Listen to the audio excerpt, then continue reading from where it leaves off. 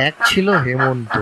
সে খুব গরিব, কিন্তু তার পরিশ্রমে ছিল অগাধ বিশ্বাস। একদিন ভোরবেলা হেমন্ত ঘুম থেকে উঠে তার মুরগিদের খাবার দিচ্ছে। ভালো খাবার দিলে মুরগিগুলো ভালোভাবে ডিম দেবে। আজ মা খুব খুশি হবে। সেখানে তার পাশের বাড়ি বিক্রম এসে তাকে বলল, হেমন্ত, কি রে তুই মুরগিগুলো নিয়ে এত কষ্ট করছিস কেন? চল আয় আয়, একটু ঘুরে আসি। না রে বিক্রম, পরিশ্রম না করলে খাবো কি? ঘুরে কোনো লাভ নেই। ঠিক আছে হেমন্ত, যা পারিস কর। আর বিকেলে হাটে যাবি তো নাকি? হ্যাঁ, যাবো যাবো। ঠিক আছে, আমি চলি, হ্যাঁ।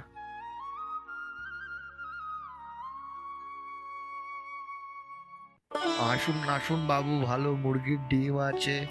আসুন, ভালো টমেটো আছে। হেমন্ত হাটে মুরগির ডিম বিক্রি করছে।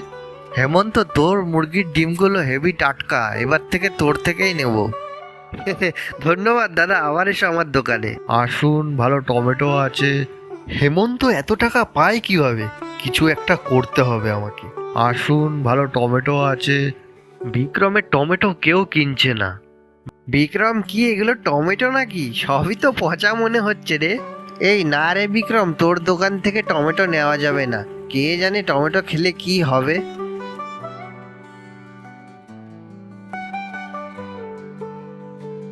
এই তো আমি এবার এই নকল ডিমগুলো বাজারে গিয়ে বিক্রি করব, আর সবাইকে বলবো সোনার মুরগির ডিম।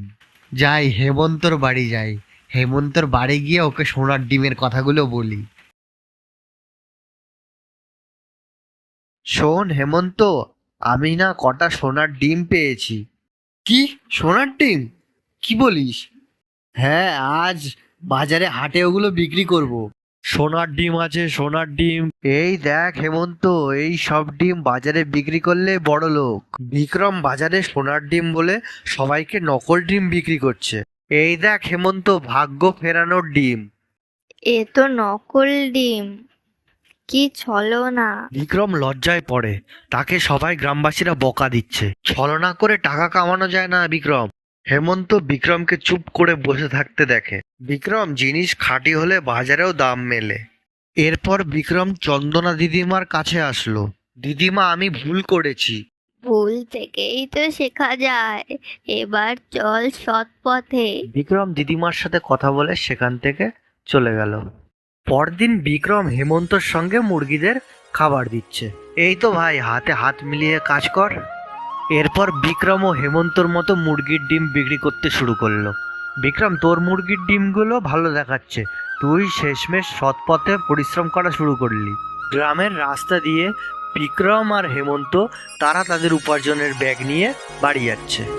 তো বন্ধুরা, ভিডিওটা এই পর্যন্তই। যদি আমাদের ভিডিওটা ভালো লাগে তাহলে প্লিজ একটা লাইক করবেন, কমেন্ট করবেন, শেয়ার করবেন। আর চ্যানেলটা অবশ্যই সাবস্ক্রাইব করে পাশে যে বেল আইকনটা আছে ওটা প্রেস করে দেবেন, যাতে আমাদের পরবর্তী কার্টুন ভিডিওর নোটিফিকেশন মিস না যায়। তো বন্ধুরা, দেখা হচ্ছে পরবর্তী কোনো ভিডিওতে। ততক্ষণের জন্য টাটা।